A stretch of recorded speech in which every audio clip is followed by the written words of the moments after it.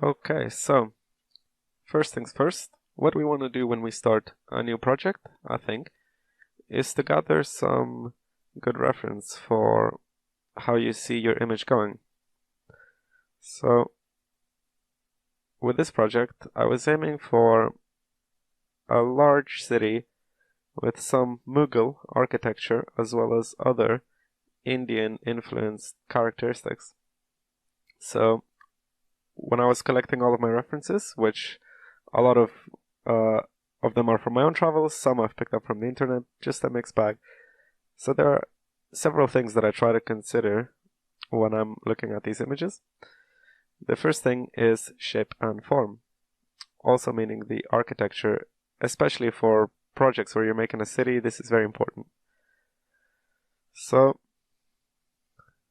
the kind of architecture I'm looking for is from the Mughal period of Indian history, and there are several different aesthetics of this style of architecture that I really like.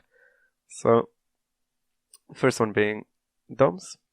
There are a lot of domes, and I'm really trying to replicate all of these shapes in my work.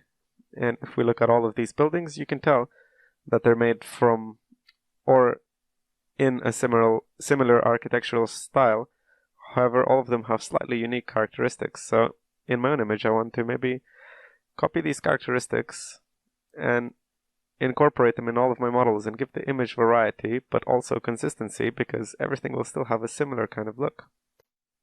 Another aspect of this architecture that I like and will copy, and again, I'm trying to think of all of these in advance, not to try to not complicate the image with too many different ideas, but just keep the ones that I have really consistent and strong.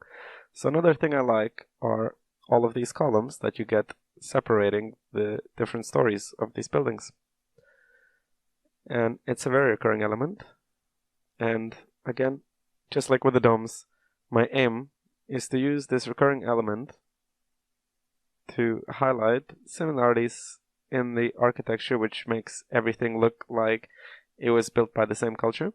And I know that this is very obvious, however, you don't want to complicate your image with too many different ideas. If I look at my inspiration, it's all quite similar stuff. It's a lot of recurring elements just repeating over and over again. However, the idea is to not have too many different motifs in your image. So apart from these two, another thing that I like are all of these towers, also called minarets. You see them appearing in quite a lot of the buildings in my inspiration. Again, I want to have several different models of each later on, which I can pepper throughout the entire image so that the look and feel of the image is consistent. Okay. Second thing that I try to look out for is color. And color lets us establish several different ideas in an image. So for example, if I look at all of these different buildings, they all have similar palettes of red and white. And some are more new and some are older, like so. However, I really like how you can tell that there is a relationship between all of these buildings and the time period that they were built in, and the architectural style and the location of the cities, because you can see, because they are built with the same kind of rocks, for example, I guess I'm not an expert, but like sandstone, it is very easy to tell that these are the kind of resources that were nearby the location where these buildings were built. So in my own image, I want to replicate this sort of uniformity in color, like so. And it really allows me to make the world feel more real, because the viewers can assert that everything is made out of the same materials. It makes sense. That's how real cities work. And your fantasy city becomes more believable automatically.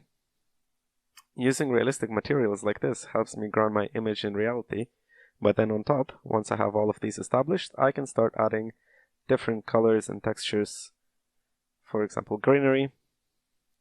And this is an additive process where I start with the least that I can. So here, just the dark red and the white. And then on top, I add all of the colors one by one, just so we don't get a chaotic image and we can be efficient and modular in our workflow. And using reality is the best way to gain inspiration for this. So next thing is light and shadow. So this is in order to help me imagine the feel of the image. So for example, let's have a look at some of these here. What I really like is the juxtaposition and contrast that you have between the lit areas of the image and the shadow ones. And having this sort of dynamic range really helps bring life to your image, because there's exciting stuff going on, it's not flat, there's contrast, there's objects in highlight, in shadow, and using light helps control the viewer's eye. For example, if we look at this image here, the area that is lit is receiving all, or at least the initial attention from the viewer, and it really helps us imagine the action here. Everything is clear, and here further, this spot is in shadow, and instantly it just becomes a silhouette of general background detail, whereas this stands out. So the trick is to use these sort of techniques to hide things and highlight things selectively, so that you can bring the audience's attention to what you want, and you can obscure all other detail that is unnecessary. So in addition, I don't just think about the lighting that I would have in the final image, but also when matte painting you have to worry about lighting in the initial images that you select as your basis for the overpainted textures. If possible, it is always very good to try and choose images that are flatly lit for this, because, for example, here, there are no highlights or shadows that stand out, and then we can change all of those aspects of the image later on, but we start off with a very neutral base that we can then modify. So this allows us to make a lot of changes later without suffering from having to relight an entire image. So, for example, this would be much more difficult to relight because there are clear highlights and shadows. I would have to use it much more selectively. So it's very important to think about those aspects of your stock images before you start your project. If possible, you want to make sure that you have good resources for the things that you'll need to do. Next thing, scale. So scale is something that I personally used to struggle with quite a lot, and it sounds perhaps silly because you all kind of have a general innate understanding of how scale works, but there are several things that I really try to consider as I work, and even though they might seem obvious, I recommend for you to do the same kind of considerations in your artwork at the start if possible. So for example, and again this might seem very obvious, it's very easy to get carried away and forget some of these things. So why do I mention scale? Well, scale is very important for really emphasizing how big your city is, for example, in the scene, but also defining how everything drops off into the distance, things like that. So, for example, all of these shanties that we have here at the start on the image are much bigger than whatever scale these are, but that's how we are able to tell that this is much further away and that these elements are much closer. In addition, these are beside these buildings, so because they're beside each other, we can tell their scale in relation to each other. So over here we have a similarly sized building, and beside it we have proportionally smaller shanties. And it makes sense. So when painting, you always have to make sure that the images you're using to overpaint your 3D render, or if you're painting from scratch, just your painting, are of consistent scale as you go into the distance. And this is one of those things where sometimes you find the perfect image and you get attached to an idea that is maybe not always correct in terms of scale, and you really have to consider changing that part of the image.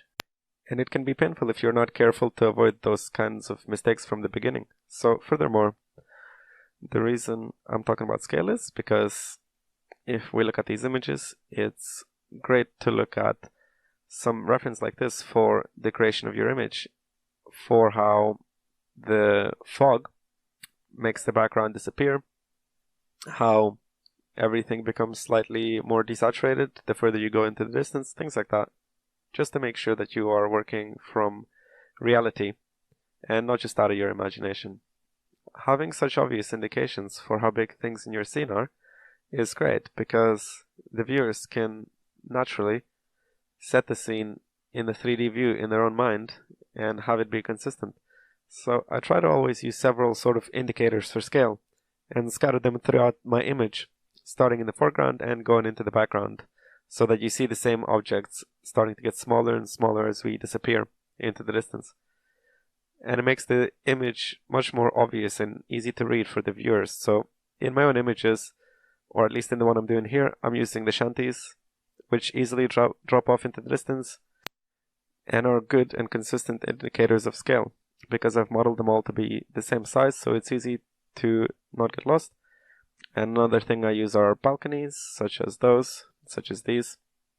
And again, they really help me to define the actual size of the environment that I'm building, and do so in a way that alerts the audience to the size. Okay, next up is, how do I want my viewers to actually feel when they look at my image?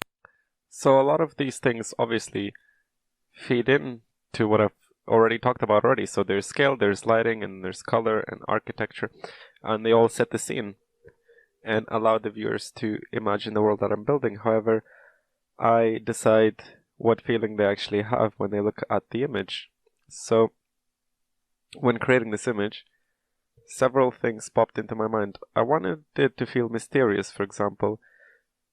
I wanted something similar to this, in that it feels like there is this great architecture, this great wonder built, and I want the viewers to feel a sense of wonder, and I want them to want to explore the actual environment.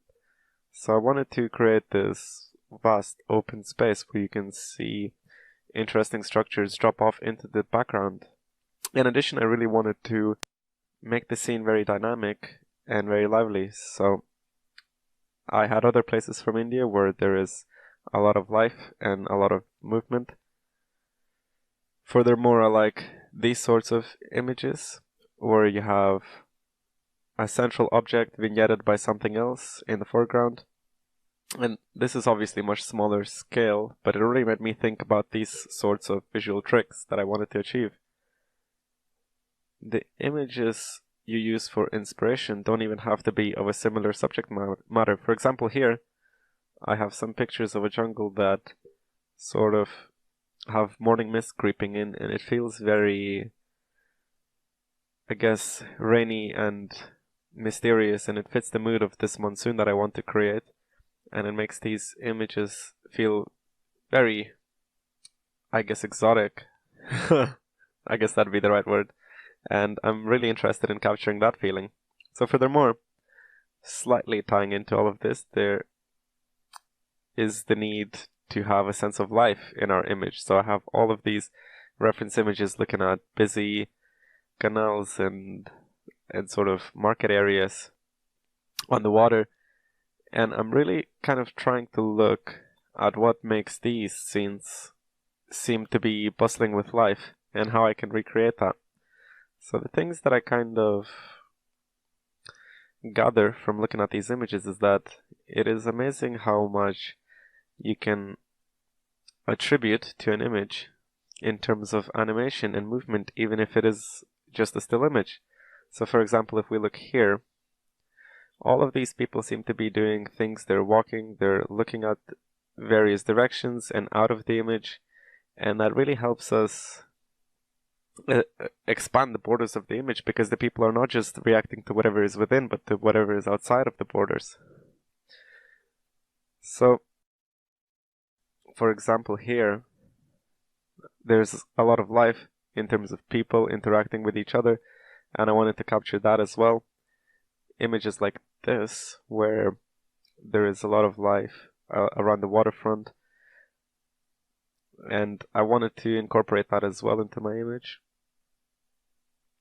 For example, if we look here, I really like how, again, you have different people doing their own things and they really help push the image past its own borders because, for example, this is going somewhere, this guy is looking somewhere. I'm not saying that you have to direct all of the movement out of the image, but it is very useful to have some elements that expand past your borders. So like this, we know that there is more to this world based on how the people are behaving. And I'm really kind of looking at this as inspiration for how to convey this sense of life and movement to my image. So again, in order to bring even more movement, I wanted to add some natural elements, so I looked at some waterfalls. And falling water is a great way of animating your image because there is always a sense of motion. You can almost see it move, and because in your mind you know how falling water looks in action, it's almost like your brain brings it to life just by looking at it. So I wanted this as well in order to add to the life within the image. Okay, so in addition to my own photos, I obviously look at a lot of pop culture for inspiration. And looking at previous movies and games, I trying to see where the current trends are and where the people are doing things correctly and where people aren't, and really trying to gather the best sort of inspiration and techniques from other artists and studios. So several movies came to my mind when trying to think of inspiration for this image, the first one being The Fifth Element. What I really like about the New York sequence in this movie is the life and believability that they were able to build into the images that they showed. So for example, this flying, I guess, restaurant is something that exists within this universe and is believable, and it really makes it feel lived in. And as a viewer, you can put yourself in the shoes of the main character, imagining seeing these things in your day-to-day life, and it really helps sort of make everything look believable. And again, it sounds simple, but you have to think of the story behind the different objects within your image, behind the different people and vehicles in your image. And if you think about the story, you will automatically try to think of details to make these things look believable. And if you get inspiration from real life, you can make everything much more easy to adjust to for the viewers, I guess. So another thing I like about The Fifth Element is just the sense of scale that you have here. All of these buildings, again, have individuality, and it looks like a real city because it has enough motifs from the real New York to make it seem believable while also having fantastical elements. They blended people into all of the areas of this city, and they help make everything look believable. There's a lot of movement, there are a lot of cars going. I like how in this image there are elements which again are very obvious, like for example these fire escapes.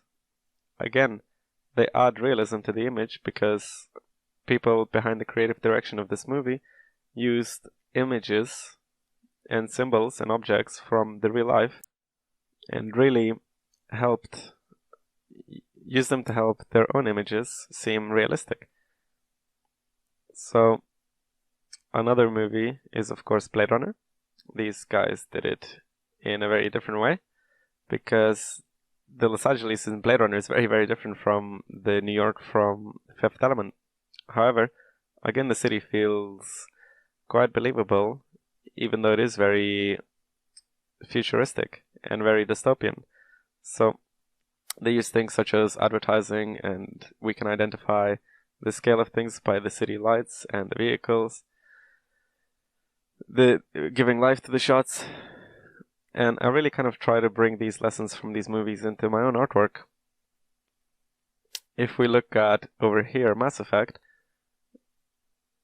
the thing that I got from the Omega space station in Mass Effect that was a huge inspiration for me is this sort of feeling of a city that is built both from down but also from up, and so you get this bipolarity, and you can play quite a lot with this idea and interesting lighting compositions. And this is sort of where I drew inspiration for the general architecture of my city.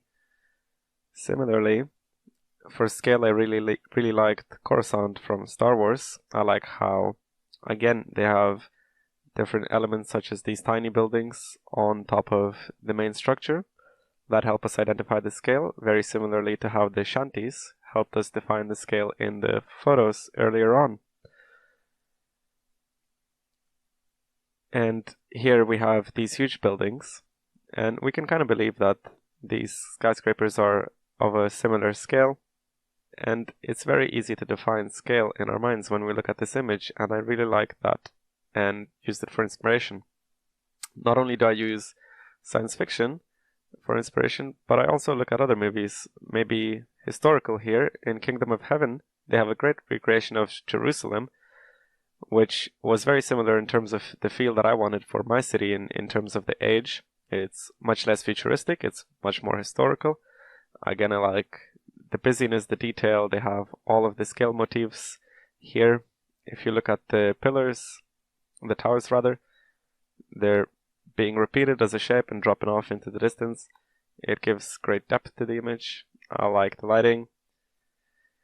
You have really nice light wrap here, and copying these sorts of ideas from real movies, I think, and, well, not copying, drawing inspiration from these scenes from real movies and trying to see what makes them good is a really good way to start off your image. The inspiration process for whatever you're going to create will be heavily influenced by stuff like this, so might as well be conscious of it. So this is the image side of gathering my reference, and next up let's also look at my gathering of my 3D kitbash elements.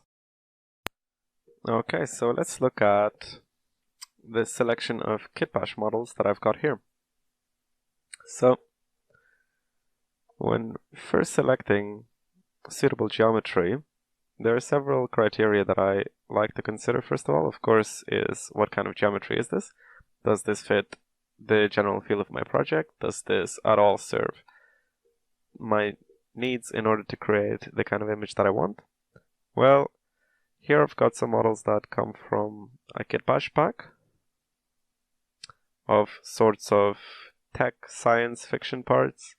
These could be any sort of technology, really.